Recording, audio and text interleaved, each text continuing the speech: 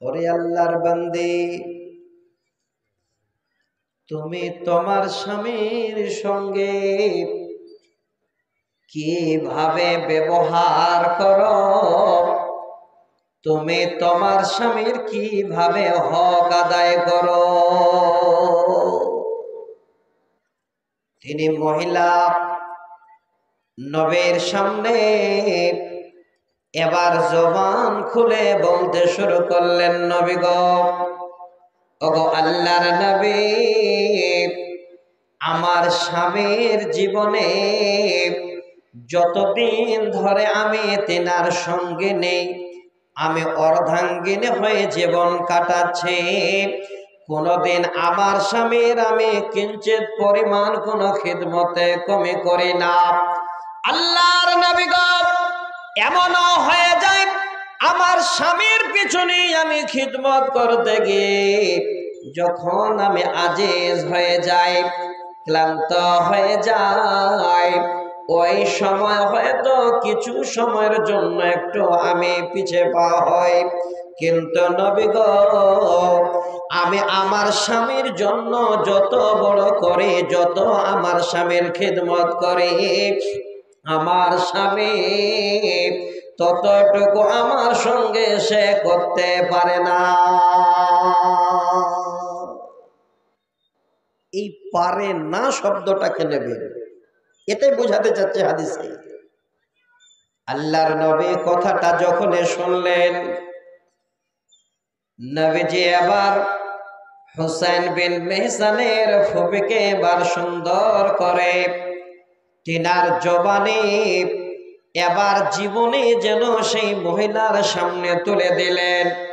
কি বলে, ওরে আল্লাহর বান্দিরি, ফানজুরি আইনা আনতে মিনহু ফা ইন্নামা হুয়া জান্নাতুকে ওয়া নারুকে। ওরে আল্লাহর বান্দে, কথাটা ভালো করে তুমি লক্ষ্য রাখো, এই কথাটা আমি নবী তোমাকে বলছি, কথাটা ভুলো না। ফা ইন্নামা হুয়া জান্নাতুকে ওয়া নারুকে, তোমার স্বামী তোমার জন্য হলো জান্নাত এবং জাহান্নাম।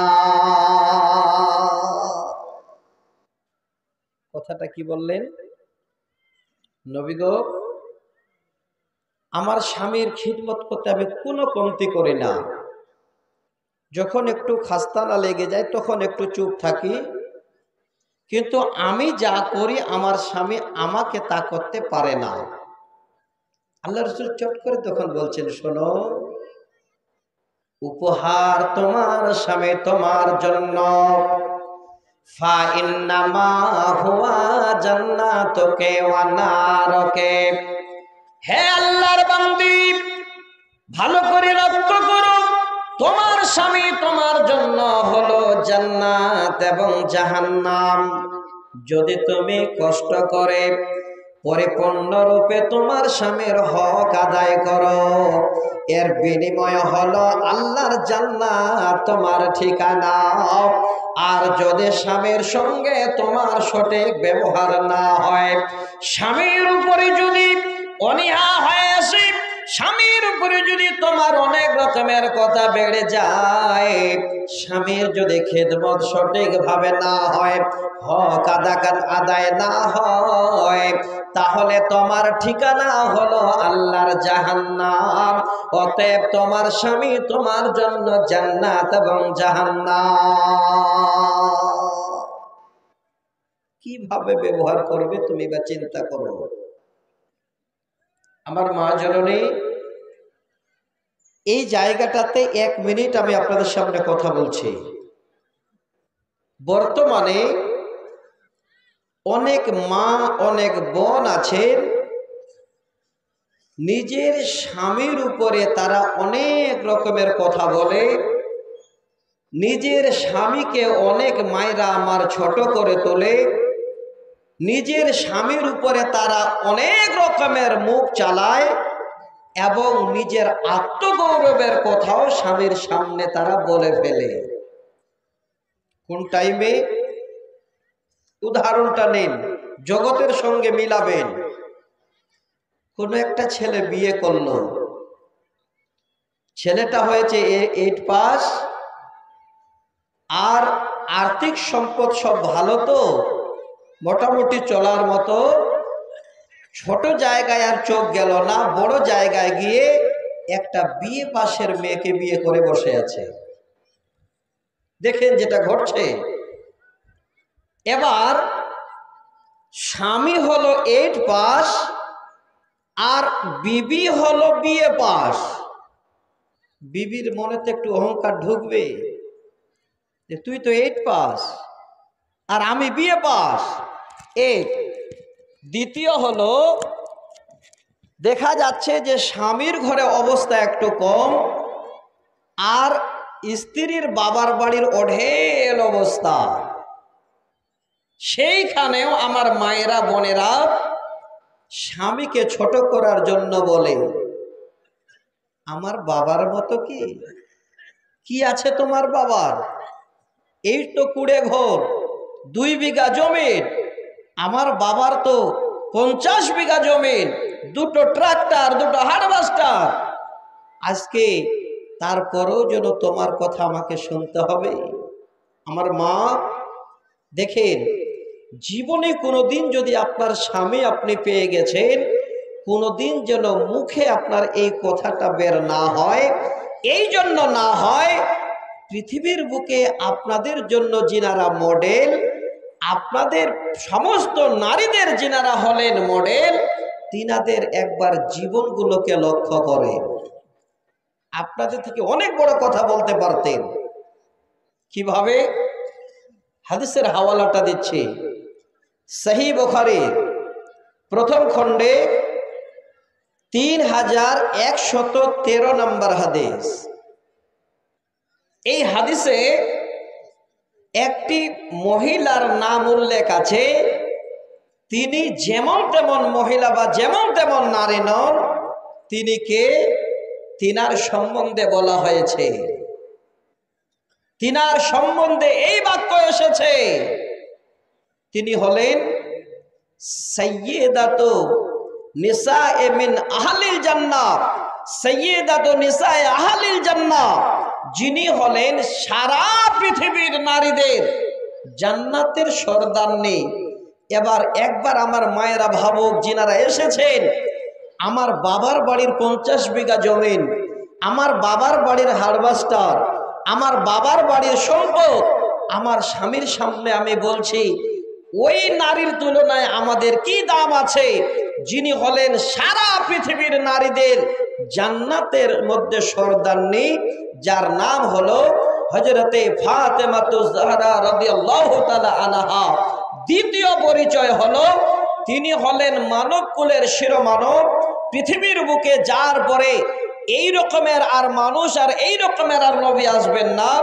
নবী মুহাম্মদ রাসূলুল্লাহ সাল্লাল্লাহু আলাইহি ওয়াসাল্লামের লাগতে জিগার কলিজার টুকরো হযরতে ফাতেমা, যিনি হলেন আল্লাহ রসুলের বেটি। তিনি তো অনেক অহংকার করতে পারতেন, কিন্তু পৃথিবীর নারীদের মডেল। উনি পৃথিবীর নারীদের এই শব্দগুলো দিয়ে, এই জায়গাটা তুলে দিয়ে নারীদের জানাতে চাচ্ছেন, জানো ভালো করে, স্বামী হলো আমাদের জন্য জান্নাত এবং জাহান্নাম। কিভাবে? হযরতে ফাতেমা বলেন, আমার যখন বিয়ে হয়, আমার আব্বাজান যখন আমাকে আমার বিয়ে দেন, আমার স্বামী, যার নাম হলো হযরতে আলী, আমার যখন বিয়ে হয় তখন আমার স্বামীর বয়স হলো 25 থেকে 26 বছর। আমার বয়স 18 বা 20-র মধ্যে। এবার আমি ফাতেমা স্বামীর ঘরে গেলাম। ওই সময় দাম্পত্য জীবন আমাদের শুরু হয়ে গেল। আমার স্বামীর ঘরে গিয়ে দেখি আমাদের দুইজনের মতো কোনো আহার করার মতো খাবার না। যিনি জান্নাতের সর্দারনী, আল্লাহ রসুলের বেটি, যে বাড়িতে বিয়ে হয়েছে খাবার নেই। হযরতে ফাতেমা বলেন, আমি আবার খাবার তৈরি করার জন্য পদ্ধতি নিলাম। কিভাবে? আমার স্বামীর ঘরে একটি জাতা, সেই জাতায় আমি বসে এবার জব ডেলি দিন এইভাবে করে জাতা চালায় আর জব পেশে এইভাবে করে আমাদের খাবার ব্যবস্থা করে, আর আমার স্বামীর সঙ্গে আমি আমার জীবনের জন্য সর্বসেরা ব্যবহার করি। এই করতে গিয়ে স্বামীর ঘরে এই সংসারে যাতা চালাতে চালাতে চালাতে আমার হাতের চাম পর্যন্ত উঠে গেছে। আমার হাত দিয়ে আর যাতার যেন সে ডাঁট ধরা যায় না। হাত ফেটে গেছে, হাতে রক্তের বর্ণ, তারপরও যেন নিজের স্বামীর কানে গিয়ে তুলে দিচ্ছে না, স্বামী গো হাত ফেটে গেছে। একটাই উদ্দেশ্য, আমি আমার স্বামীকে যদি দেখাই, আমার স্বামী যদি দেখে নাই আমাকে কাজ করতে দেবে না, না না আমি হাত দেখাবো না। ওইভাবে করে আবার যাতা চালায় খাবার তৈরি হয়। কিন্তু হযরতে আলীর চোখ একদিন ফাতেমার হাতে। দেখে বলে, ফাতেমা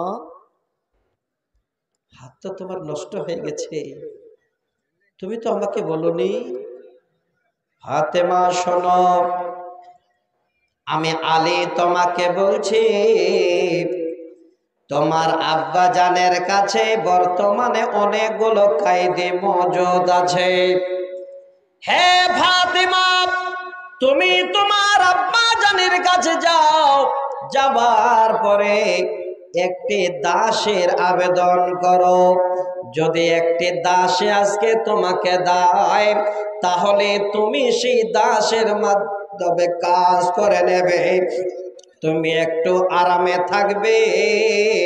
যাও তাড়াতাড়ি করে তোমার আব্বা জানের কাছে গিয়ে হাজির হও। হযরতে ফাতেমা চলে গেছে আব্বা জানের কাছে।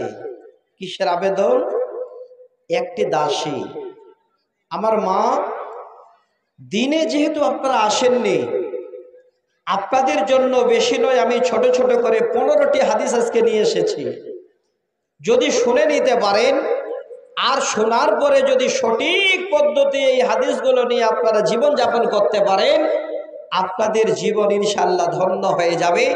এই মাদ্রাসা আজকে আপনাদের ধন্যের জীবন দেখাবে যদি আপনারা শোনার পরে আমল করতে পারেন। আমি একটা একটা করে বলছি, আপনারা খালি আসেন আর চুপচাপ করে বসে যান, যেন আওয়াজ না হয়, বলার সুযোগ সুবিধাটা আপনারা আমাদের দেন। এবার কি হলো? হযরতে ফাতেমা আব্বা জানের কাছে, এটা বন্ধ করেন না হলে আমার কাশি উঠে যাবে, এটা বন্ধ করেন, নিচে রাখেন। হযরতে ফাতেমা চলে গেছেন আব্বা জানের ঘরে, আওয়াজ দিচ্ছেন, আব্বা, ওগো আব্বা, আমি ফাতেমা তোমার খোঁজে আসলাম। এমন সময় মিষ্টি আওয়াজ, ফাতেমার আওয়াজ শুনলে নবীর জন্য কলিজা পর্যন্ত যেন ঠান্ডা হয়ে যায়। কিন্তু সেদিন নবী আমার বাড়িতে নাই। হযরতে ফাতেমার ছোট আম্মা হযরতে আয়েশা আওয়াজ শুনে তাড়াতাড়ি করে বেরিয়ে আসে, এসে বলে, বেটি, ওরে ফাতেমা, তুমি তোমার আব্বার খোঁজ করো, তোমার আব্বা তো বাড়ি নাই। তবে বেটি বলো, কেন তুমি তোমার আব্বারে ডাকো? কি প্রয়োজন বেটি? আমি তোমার আম্মা, আমি আয়েশা তোমাকে বলছি, যা বলার আমাকে তুমি বলে দাও, আমি তোমার আব্বার কানে কথাটা তুলে দেব।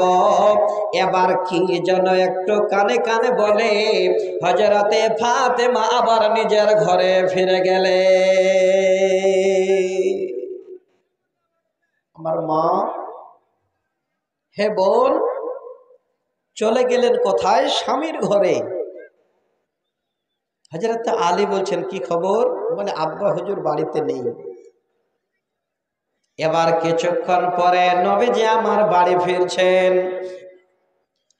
হযরত আয়েশা নবীর আগমন দেখে তাড়াতাড়ি করে বেরিয়ে বলেন, নবী গো,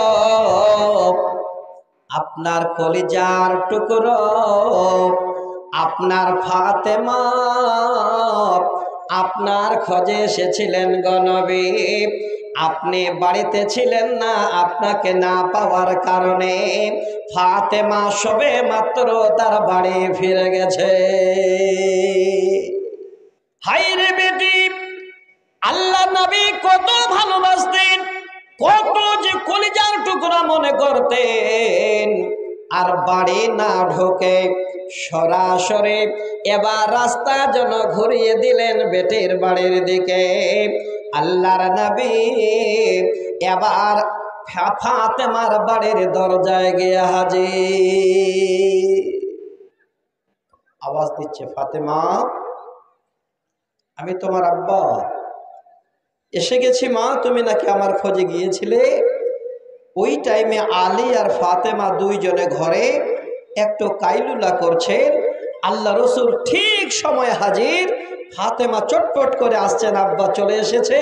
নবীজি বলেন, মা, আমার জামাইকে বলো আমি যাচ্ছি তোমার কাছে।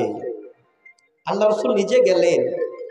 যাবার পরে সঙ্গে সঙ্গে ফাতেমার মাথায় হাত বুলিয়ে দিয়ে বলে, বেটি, তোমার কথা শুনে যেন আমি আর বাড়িতে থামতে পারলাম না রে মা। আমি ছুটে আসলাম। কি প্রয়োজন মা বলো?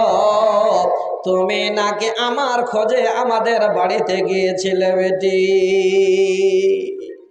বলে, আব্বা এমন বেশি কিছু নয়, একটু ধরেন তো গুকে উপরে দিয়ে বলেন যে এখন বক্তব্য আছে। সঙ্গে সঙ্গে আল্লাহর নবী এবার সুন্দর করে বেটিকে বলছেন, বেটি কি খবর বলো? বেটি বলেন, আব্বা এমন কিছু জরুরি কথা নয়। আব্বা জান, আপনার জামাই আমাকে আপনার কাছে পাঠিয়েছিলেন একটি মাত্র দাসীর আবেদন করার জন্য। ওগো আব্বা, যাতা চালাতে গিয়ে আমার হাতের চামগুলো উঠে গেছে, হাতের আঙ্গুলে রক্তের বর্ণ। তাই আপনার জামাই আপনার কাছে পাঠিয়েছিলেন একটা দাসীর আবেদনের জন্য।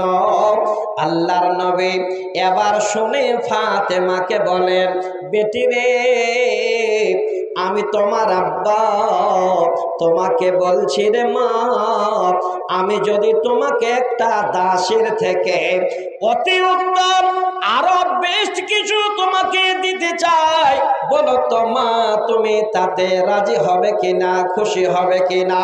ফাতেমা বলেন, আব্বা আপনি যদি আমাকে দাসীর থেকে অতি উত্তম কিছু দিতে চান, আমি ফাতেমা চোখ বন্ধ করে মাথা পেতে মেনে নেব।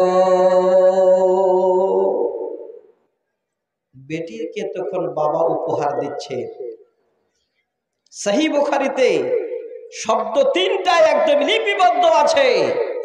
কি বলছেন? ওরে বেটি, আমি তোমার আব্বা বলছি শোনো, সারাদিন কাজ কর্ম সেরে যখন মা তুমি বিছানায় শুইতে যাবে, ওই বিছানায় যাবার সময় তুমি 33 বার সুবহানাল্লাহ যেন জপবে। হে বেটি, 33 বার আলহামদুলিল্লাহ বলবি, 34 বার আল্লাহু আকবার তাসবিহটা তুমি জপে নেবে। এইভাবে করে এই তিনটে তাসবিহ পড়ার পরে বিছানায় শুয়ে যাবে। বেটি রে, দাসের থেকে আল্লাহর কাছে অনেক অনেক মহান যেন তুমি উপহার পাবে। মেনে নিলেন। এত কষ্ট জীবনে, এত তারপরে এইভাবে করেই নিজের স্বামীর সঙ্গে জীবন যাপন। এই জন্যে যে আল্লাহ রসুল বলছেন ফাইন্নামা হুয়া জান্নাতুকা ওয়া নারুক, স্বামী হলো তোমাদের জন্য জান্নাত এবং জাহান্নাম। আর একটা হাদিস, ওরে আল্লাহ রে, ছোট্ট ছেলেটা 100 টাকা নিয়ে এসেছে, যে চিৎকার করছে দেখে, নানির জন্য দোয়া চেয়েছে। আসলে নানিরা তো নাতিদের ভালোবাসে না, নানি হয়তো নেই। যাক, আল্লাহ তুমি দানকে কবুল করো। আগামী দিনে এই ছেলে দুটোকে আল্লাহ তুমি দিনের উপর রেখে আল্লাহ সমস্ত মুসলিম নর নারীদের জন্য দোয়া করতে পারে এই রকমের আল্লাহ তাদের বড় আলেম হাফেজ তৈরি করে দাও, করুন আল্লাহুম্মা আমিন। ভাই আসেন আর চুপচাপ করে বসেন। আজকে যতগুলো আলেম ওলামা আছেন শান্ত মেজাজে আজকে বক্তব্য রাখবেন ইনশাল্লাহ। আর এই জন্য আমি বলবো সবাইকে শান্ত মেজাজে বক্তব্য রাখতে। আমার মনে হয় অত্র এলাকায় এটা সব থেকে ঝাড়াঝুড়া জালসা। ভাই তাই তো না? আমি আজকে দুবার বললাম লোককে, উত্তর দিনাজপুর আজ থেকে আমার রোজার আগে আর কোনো জালসা নাই, এটা ঝেড়ে ঝুড়ে চলে যাব আসলে। আর এই টাইমে যে জালসাইনারা করেন আসলে ভালো, আবার না হলে এমন ভিড় থাকে জালসায় একদিনে 2টা 3টা 4টা হয়ে যায়। এখন কিন্তু জালসা নেই। আসেন জীবনে কিছু নিয়ে যাবার জন্য নিয়ত করে বসেন, ইনশাল্লাহ আপনারা কিছু না কিছু পাবেন। আর একটা হাদিস শোনাচ্ছি, যে হাদিসটা আবার সহিহ বুখারীর 5224 নম্বর হাদিস। ছোট করে এই হাদিসে আর একটা নারীর নাম, মহিলার নাম আছে, সেই মহিলাটাকেও আমার মায়েরা একটু চিনে রাখো। এই জন্যে না হলে মায়েরা অহংকার করবে স্বামীর সামনে, পরিচয় দেবে বাবার, পরিচয় দেবে দাদার, পরিচয় দেবে তার বাবার বাড়ির সম্পদের। আমার মা, কোনো দাম থাকবে না আপনার বাবার বাড়ির সম্পদের। স্বামীর ঘরে যদি আপনার একবারের খাবার থাকে, সেই ঘরে যদি স্বামীকে নিয়ে সুখে থাকতে পারেন, স্বামীর হক আদায় করে জীবন যাপন করতে পারেন, এটাই হবে আপনার জীবনের ইহকালের এবং পরকালের সুখ। কত মূল্যবান সম্পদ। আজকে আমি আপনাদের কাছে এই জন্যে আগে শোনাচ্ছি যে আমার মায়েরা তাদের জীবন ব্যবস্থাটা আগে এই দুনিয়ার উপরে নয়, দিনের উপরে যেন স্বামীর সঙ্গে নিয়ে চলতে পারে, তার জন্য আগে মায়েদের উপহার দিচ্ছি 15টা হাদিস। দ্বিতীয় নম্বর হাদিস, এই হাদিসের ভিতরে যিনার নাম উল্লেখ আছে তিনি হলেন প্রথম খলিফা হযরতে আবু বকর সিদ্দিক রাদিয়াল্লাহু তাআলা আনহু, তিনার ছোট মেয়ে যার নাম হলো আসমা। আজকে দেখছিলাম হযরতে আসমা একটা হাদিস বর্ণনা করেছেন, তবে অন্য প্রসঙ্গে, এই প্রসঙ্গে নয়। হযরতে আসমা নিজে হাদিসের রাবী। তো আজকে আমি হযরতে আসমাকে আপনাদের সামনে তুলে দিচ্ছি। দ্বিতীয় পরিচয় হলো তিনি হলেন আল্লাহ রসুলের শালী হযরত আয়েশার বোন। পরিচয়টা কম নয়, বিশাল লম্বা পরিচয়। তিনার জীবনের কথাটা আমার মায়েদের তুলে দিয়ে, অনেক মায়েরা এসেছেন যারা স্বামীর আদর জানে না, স্বামী কি জিনিস এখনো মূল্য বুঝতে পারে না, স্বামীকে নিয়ে জীবন যাপন করা কত সুখের হয় এটা বুঝে না, স্বামীর উপর অত্যাচার করে লম্বা করে কথা বলে স্বামীকে ছোট বানাতে চায়। ওই মায়েদেরকে আমি বুঝাতে চাচ্ছি, মা এই হাদিসটাকে আরেকবার একটু শোনেন। হযরত আসমা বলেন, আমার যখন বিয়ে হলো, যিনি আমার জীবনের সঙ্গী হলেন তিনার নাম হলো হযরতে জুবাইর, তিনার স্বামী। কিন্তু আমার স্বামীর একটা বৈশিষ্ট্য ছিল, সেটা হলো আমার স্বামী জীবনে চলাফেরাতে ছিলেন অলস। অলস বুঝেন? আলসিয়া না কি বলেন আপনারা? এই লোকটা একদম আলসিয়াজি, কাজ করতে জানে না, খালি বসে বসে থাকে, বলে না? তো হযরতে জুবাইর ছিলেন একটু আলসিয়া, অলস। হযরতে আসমার সঙ্গে হযরতে জুবাইরের বিয়ে। হযরতে আসমা নিজে বলছে, যখন আমি আমার স্বামীর ঘরে গেলাম, কোন রকমের স্বামীর ঘরে আমি বসতে জায়গা দেখতে পাইনি। স্বামীর ঘর ফাঁকা, স্বামীর ঘরে কোনো রকমের গোলাম ছিল না। আমার স্বামীর ঘরে এমন দুটি প্রাণী ছিল, যে প্রাণী দুটি হলো একটি উট এবং একটি ঘোড়া। উট আর ঘোড়া বাড়িতে আছে, বাদ বাকি ধন সম্পদ খালি, কোনো কাজের লোক নেই, ফাঁকা ঘর। হযরত আসমার বিয়ে হয়েছে। হযরত আসমা বলেন, আমি যদি লক্ষ্য করে দেখি আমার স্বামী একটু আলসা মানুষ, অলস মানুষ, সে নিজেই যেন ওইভাবে অলস হয়ে আলসিয়ামি করে একটু সময় জীবন যাপন করে। এইদিকে উট এবং ঘোড়া তারাও যেন সঠিকভাবে খাবার পায় না, তারাও ছটফট করে। আমি আসমা, আমি আমার বাড়ির কাজ কর্ম সেরে আমার স্বামীর সঙ্গে আমি সঠিক ব্যবহার করে, আমার স্বামীর 2 বিঘা জমিন ছিল আমাদের বাড়ি থেকে 2 কিলোমিটার দূরে। সেই জমিন আল্লাহর নবী হযরত জুবাইরকে যখন জায়গির হিসাবে রেখেছিলেন তখন আতা করেছিলেন। আমি আসমা আমার স্বামীর সঙ্গে কথা বলে আমার স্বামীর হক আদায় করে আমি আবার ঘোড়া আর উটের চারা নেবার জন্য ওই 2 মাইল দূরে আমি আমার স্বামীর জমিনে চলে যেতাম। মাজননী জমিনে গিয়ে চারা কেটে আবার বাড়ি এসে সেই চারাগুলোকে ছোট ছোট করে উটকে আর ঘোড়াকে খেতে দেয়। তিনি আসমা বলেন, শুধু তা নয়, চটপট করে যদি এবার বাড়ি এসে আমি এবার রুটি তৈরি করব, আটা নিয়ে এবার খমির তৈরি করতে যাই। আমি ভালো রুটিও তৈরি বানাতে জানতাম না।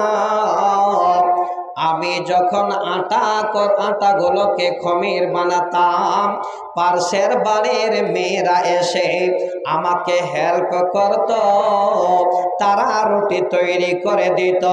হে মা জননী, তিনি আসমা যেন বলছেন এতগুলো কর্ম আমি নিজেই করতাম, তারপরেও আমি আমার স্বামীর হক যেন পুঙ্খান্ন ভাবে আদায় করতাম। কোনদিন আমি আমার স্বামীর কাছ থেকে দূরে থাকতাম না। কি বুঝতে পারা গেল? আপনারা দুনিয়ার কোন এমন মহারথী, কোন এমন আপনারা ব্যারিস্টারের বেটি, আপনার স্বামীর ওপরে আপনার মুখ চলে, আপনার স্বামীর হক আদায় করতে গিয়ে বলেন আমি পারবো না। আপনার স্বামীকে আপনি এমন কথা বলেন স্বামী যেন আপনার কথায় নারাজ। হে আমার মা, আমার বোনেরা, যিনি হলেন জান্নাতের সর্দারনি মেয়েদের ফাতেমা, যিনি হলেন প্রথম খলিফা আবু বকরের মেয়ে আসমা, আল্লাহ নবীর শালিকা, তিনারা বলেন আমরা সমস্ত কর্ম বাড়ির করতাম আর আমাদের স্বামীদের হক আমরা যেন পুরোপুরি আদায় করতাম। কারণ একটাই, ফাইন্নামা হুয়া জান্নাতুকা ওয়া নারু, স্বামী হলেন জান্নাত এবং জাহান্নাম। এবার একটা হাদিস শোনাই আমার মায়েদের। আমার মা যারা এসেছেন, অনেক আলেম ওলামাদের মুখে হাদিসটা আপনারা শুনেছেন, হয়তো জীবনে আমিও অনেকবার বলেছি। আজকে খুব মন দিয়ে আপনাদের বুঝাবার জন্য হাদিসটা আবার শোনাচ্ছি। নাসাইতে হাদিসটা উল্লেখ আছে, 2231 নম্বর হাদিস। সে হাদিসে আমার মায়েদের জন্য সুসংবাদ দেওয়া হয়েছে। সুসংবাদ কি? আল্লাহর জান্নাত আছে, জান্নাতের 8টা দরজা আছে। আমার মায়েদের জন্য 8খানা দরজা খোলা থাকবে, যেই দরজা দিয়ে ঢুকতে চাইবে ঢুকবে, কেউ বাধা দেবে না। তাহলে এত মূল্যবান একটা হাদিস, যার মধ্যে কোনো কিলোকাল নেই। আমার মা জননী, এই হাদিসটাকে আপনারা এবার দয়া করে একটু শোনেন আর চেষ্টা করবেন যে আমরা আমল করব। 4টা কর্ম করতে হবে, মাত্র 4টা। কি? নবী বলেন, আল মারআতু ইজা সাল্লাত খামসাহা ওয়া সামাত শাহরাহা ওয়া আহসানাত ফারজাহা ওয়া আতাআত বালাহা ফালতাদখুল মিন আইয়ি আবওয়াবিল জান্নাতি শাআত। আল্লাহর নবী বলেন, যেই মহিলা যে 5 ওয়াক্ত সালাত আদায় করবে, 5 ওয়াক্ত নামাজ পড়বে, 4 নম্বরের মধ্যে হলো 1 নাম্বার। 2 নাম্বার হলো ওয়াসামাত শাহরাহা, রমজান মাসে রোজা রাখবে, ওয়া আহসানাত ফারজাহা, 3 নাম্বার হলো তারা নিজের লজ্জাস্থানের হেফাজত রাখবে। 4 নাম্বার হলো ওয়া আতাআত বালাহা, তাদের স্বামীদের তারা ইতাআত করবে, স্বামীর কথা মতো চলবে, স্বামীর হুকুম মতো চলবে, স্বামীর খিদমত করে জীবন যাপন করবে, স্বামীর হক আদায় করবে। আল্লাহর নবী বলেন, ফাল তাদখুল মিন আইয়ি আবওয়াবিল জান্নাতি শাআত, ওই মহিলার জন্য আল্লাহর সমস্ত জান্নাতের দরজা খোলা থাকবে। যেই দরজা দিয়ে জান্নাতে যেতে চাইবে, সেটাই দিয়ে আল্লাহর জান্নাতে যাবে, কোন রকমের কিছুই বাধা দেওয়া হবে না।